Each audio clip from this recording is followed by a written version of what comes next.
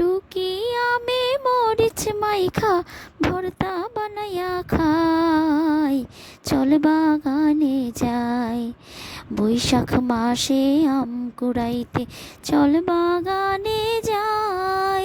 টুকি আমে মরিচ মাইখা ভর্তা বানাইয়া খাই, চল বাগানে যাই।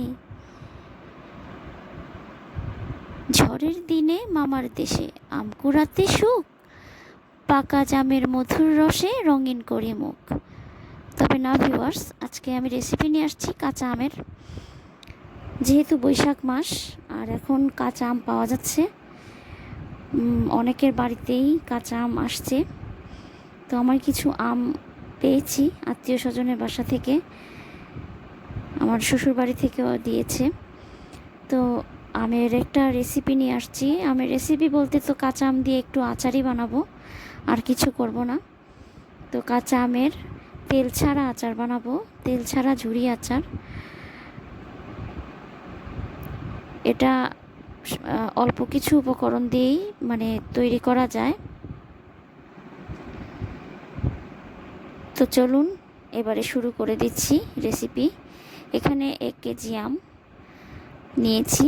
এই আমগুলোকে আমি কুচি করে এরকমভাবে পানি ঝরিয়ে 1 কাপ পরিমাণ চিনির পরিমাণ আপনারা ইচ্ছা মতো করতে পারেন, কম বেশি দিতে পারেন।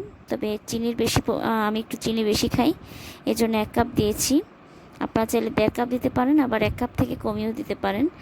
তো এটাকে ম্যারিনেট করে রেখে দিব ঘন্টাখানেক। এর ভিতরে আমের পানিটা ছেড়ে যাবে। আর এদিকে আমি একটা মশলা তৈরি করব।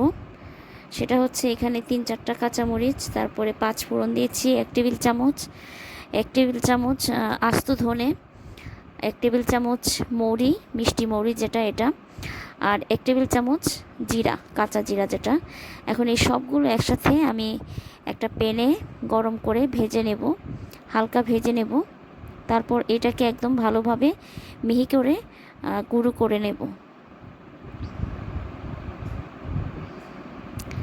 এটাকে ভালোভাবে একটু নেড়ে চেড়ে, আমরা যেটাকে বলি টেলে নেওয়া, এরকমভাবে টেলে নিয়ে গুঁড়ো করে নিয়েছি। আর এদিকে দেখুন, এদিকে আমের পানিটা ছেড়ে দিয়েছে। এখানে কোনো তেল বা পানি ইউজ করি নাই আমি। যে চিনিটা দিয়েছিলাম সেই চিনিটা গলে গিয়েছে। এখন আমি এটাকে চুলায় দিয়েছি।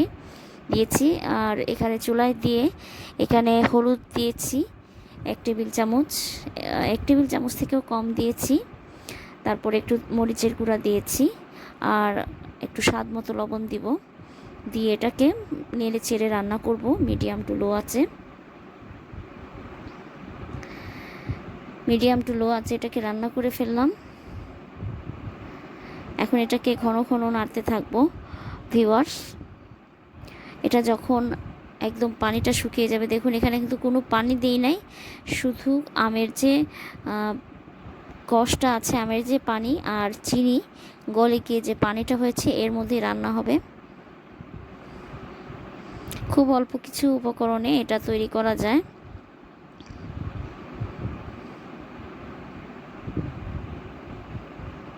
এখন হচ্ছে আসল কাজ, এটাকে নাড়তে হবে একটু পরে পরে, আর মিডিয়াম টু লো আছে রান্না করব।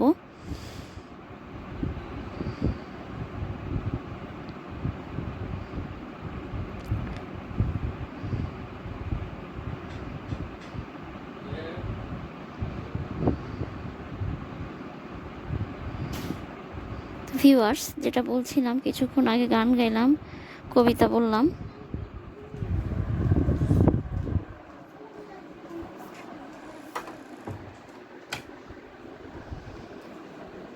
ভিউয়ার্স দেখুন, আমার এটা পানি ছাড়ার পরে এরকম কালার আসছে।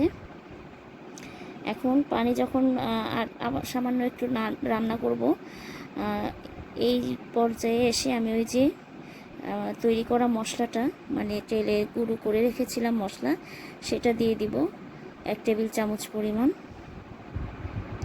দেওয়ার পরে এটাকে আরও কিছুক্ষণ নেড়ে চেড়ে নামিয়ে ফেলবো। এটা পানি কিন্তু শুকিয়ে গেছে, এটা শুধু শিরাটা আছে। আর আমগুলাকে দেখতেই পেয়েছেন আমি ছুরি করে কেটে নিয়েছি। আমরা অনেক সময় কুড়ানি দিয়ে আমটা কুড়ে নিই, সেটা হবে না। আমরা যেভাবে আগে ভর্তা খেতাম দা দিয়ে কিংবা ছুরি দিয়ে কুচি কুচি করে সেরকমভাবে করতে হবে। তো ভিউয়ার্স, আমার পানিটা শুকিয়ে গেছে একদম, আমার রান্নাটা হয়ে গেছে। এখন আমি এটাকে একটা চ্যাপ্টা থালার মধ্যে ঠান্ডা করব, তারপরে কাচের জারে ভরে রেখে দেব ফ্রিজে। 1 বছর মতন খাওয়া যাবে। এটা ঠান্ডা হতে দিয়ে দিয়েছি ভিউয়ার্স। ঠান্ডা হওয়ার পর আমি ফ্রিজে রেখে দেব। তো তৈরি হয়ে গেল আমের ঝুরি আচার, তেল ছাড়া, কোনো প্রকার ঝামেলা ছাড়া। তেল ছাড়া আসলে আমরা আচার চিন্তাই করতে পারি না, কারণ আচারের মধ্যে তেলটা আরও বেশি পরিমাণে দেওয়া হয়, যার কারণে এটা স্বাস্থ্যকর হয় না, অনেকের বুক জ্বালা করে। তো সবাইকে ধন্যবাদ, এই জন্য আমি তেল ছাড়া করলাম।